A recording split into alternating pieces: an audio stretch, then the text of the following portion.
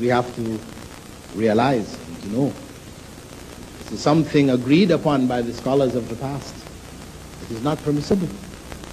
Based on Prophet Muhammad ﷺ's statement that he absolves himself, ana bari'un, from whoever dies in the midst of the disbelievers.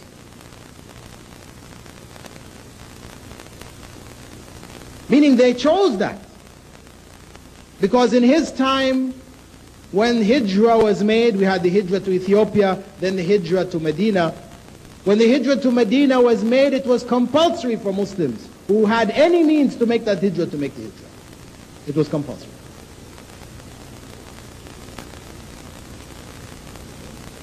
And the Hijrah is something which did not end in the time of the Prophet Muhammad ﷺ. As is narrated by Muawiyah, that he heard Prophet Muhammad ﷺ say, لا تنقطع الهجرة حتى تنقطع التوبة.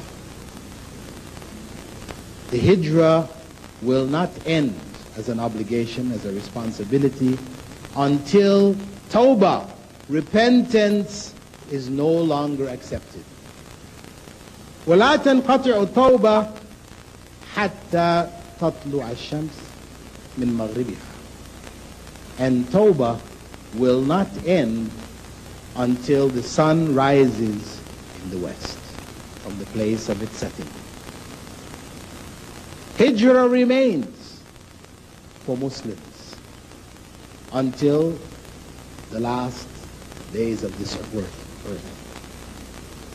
So it is something that we have to look at historically. We know this continent went through a period of change where it divided and formed different nations. India, Pakistan, then Pakistan, Bangladesh, so on and so forth. There were issues involved, some of them nationalistic, some of them Islamic, some of them capitalistic. As Muslims, it is necessary to readdress and to re-look at that process of what took place,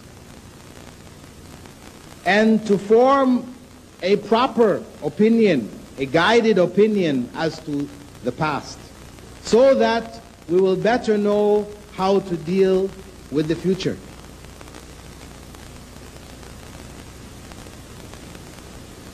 But if we look at the options from the Meccan model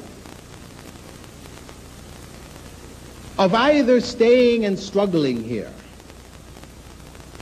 or leaving, moving elsewhere, whether it is out of the country or it is within the country, because Hijrah doesn't necessarily mean everybody has to pack up their bags and leave India. It could mean moving to some other location in India. Meaning if you are oppressed in one location, go to another location where there are more Muslims, you have more of a community, you can feel safer in the practice of your Islam. That is real. Of course, such a move means sacrifice, because maybe your business is here, all your relatives and all your connections and everything, your roots are here. So for you to pick up and go elsewhere in India, you feel this is going to be personal loss to yourself, economic loss, and so you don't move. But you think Allah will accept that reason on the Day of Judgment because you feared economic loss? Allah goes on to say in the 100th verse, the verse which wasn't read in the beginning, after talking about this hijrah, He then praised those who made that sacrifice for the hijrah, saying, وَمَنْ يُهَاجِرْ فِي سَبِيلِ اللَّهِ يَجِدْ فِي الْأَرْضِ مُرَاغَمًا كَثِيرًا وَسَعًا. That whoever makes hijrah for the sake of Allah will find in this earth many places of refuge and economic, social, etc. opportunities. This is Allah's promise. وَمَنْ يَخْرُجْ مِنْ بَيْتِهِ مُهَاجِرًا إِلَى اللَّهِ وَرَسُولِهِ. That whoever leaves his or her home, making hijrah for the sake of Allah and His Messenger, ثُمَّ يُدْرِكْهُ الْمَوْتِ, and death catches him, فَقَدْ وَقَعَ أَجْرُهُ عَلَى اللَّهِ. His or her reward is guaranteed from Allah. Reward of what? Reward of paradise. وَكَانَ اللَّهُ غَفُورًا رَحِيمًا. And Allah is most forgiving, most merciful.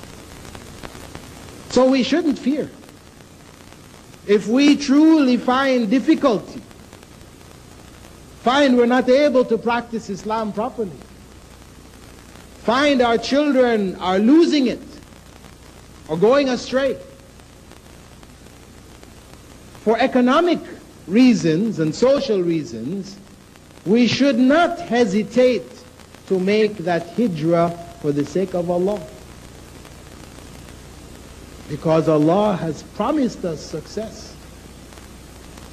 And if we believe in Allah, then how can we doubt what He has promised? Now for those who were not able to make the hijrah in the Meccan period, what did they do? They developed, with the guidance of Prophet Muhammad ﷺ, a strategy for survival. He taught them. They clustered together as best as they could, educating each other, living, helping each other economically. Those who were in a state of servitude were being tortured, their freedom was bought, and there was this cooperation, community cooperation there, which linked them all together, even though they were physically in different circumstances within the Meccan society.